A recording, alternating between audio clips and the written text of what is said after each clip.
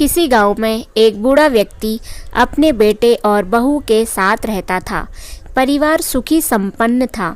किसी तरह की कोई परेशानी नहीं थी। बूढ़ा बाप भी किसी समय अच्छा खासा नौजवान था। आज बुढ़ापे से हार गया था। चलते समय लड़खड़ाता था। लाठी की ज़रूरत पड़ने लगी थी। चेहरा झुर्रियों से भर चुका था। बस अपना जीवन किसी तरह व्यतीत कर रहा था। घर में एक चीज़ बहुत अच्छी थी कि शाम को खाना खाते समय पूरा परिवार एक साथ टेबल पर बैठकर खाना खाता था। एक दिन ऐसे ही शाम को जब सारे लोग खाना खाने बैठे, बेटा ऑफिस से आया था। भूख ज़्यादा थी सो जल्दी से खाना खाने बैठ गया और साथ में बहू और उसका एक बेटा भी खाने लगा।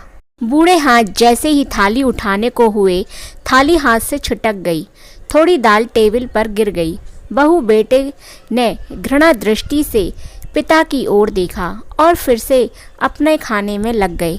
बूढ़े पिता ने जैसे ही अपने हिलते हाथों से खाना खाना शुरू किया तो खाना कभी कपड़ों पे गिरता, कभी ज़मीन पर। बहू ने चिढ़ते हुए कहा, हे राम, कितनी गंदी तरह से खाते हैं।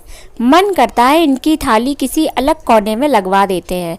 बेटे ने भी ऐसे सिर हिलाते जैसे पत्नी की बात से सहमत हो। उनका बेटा यह सब मासूमियत से देख रहा था। अगले दिन पिता की थाली उस टेबल से हटाकर एक कोने में लगवा दी गई। पिता की डबडबाती आंखें सब कुछ देखते हुए भी कुछ बोल नहीं पा रही थीं। बूढ़ा पिता रोज की तरह खाना खाने लगा। खाना कभी इधर गिरता, कभी उधर। छोटा बच्चा अपना खाना छोड़कर लगातार अपने दादा की तरफ देख रहा था।